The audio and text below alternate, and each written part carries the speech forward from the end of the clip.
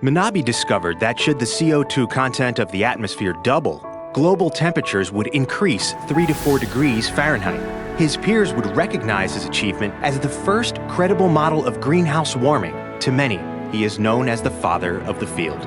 Uncertainty does exist, but there is little doubt that global warming is indeed happening. You can see skies and think about all kinds of things.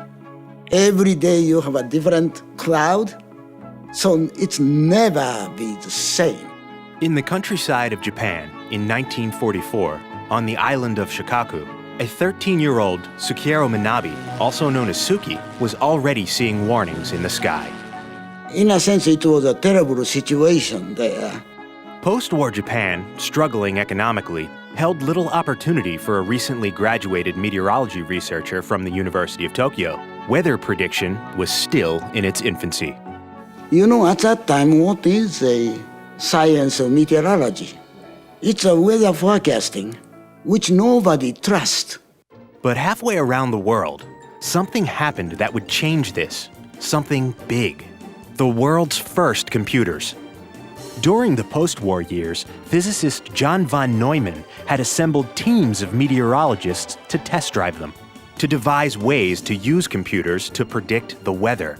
By 1958, frustrated by the lack of opportunity at home, Manabe said goodbye to Japan and joined a team led by Benjamin Franklin medalist Joseph Smagorinsky in the US. At the time, researchers had success predicting weather locally. Manabe, however, had bigger ambitions. What if he could forecast on a global scale? To understand the challenges Manabe faced, let's take a look at how meteorologists predict the weather.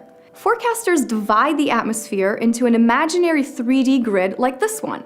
They take real-life measurements like temperature, pressure, and wind speed and assign each grid point a numerical value based on their observations. After several days of collecting data, researchers use complex math and computers to find patterns and predict change. 3D simulations like this worked well on early computers for small, localized forecasting.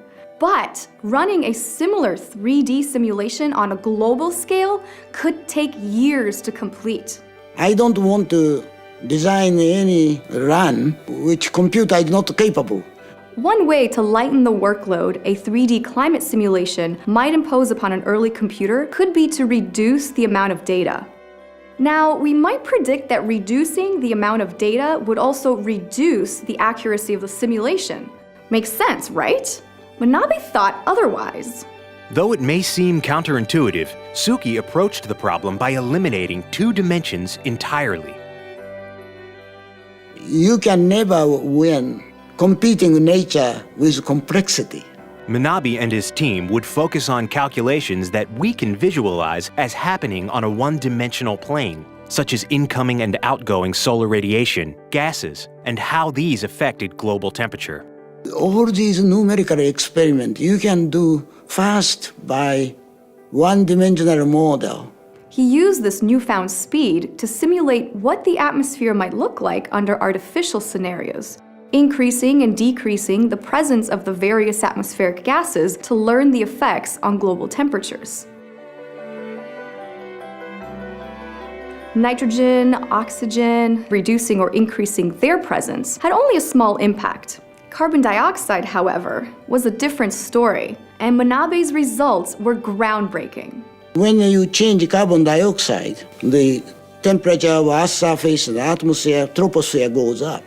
And then if temperature of troposphere go up, air can contain more water vapor.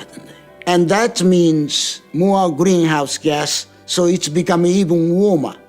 Manabe discovered that should the CO2 content of the atmosphere double, global temperatures would increase 3 to 4 degrees Fahrenheit. His peers would recognize his achievement as the first credible model of greenhouse warming.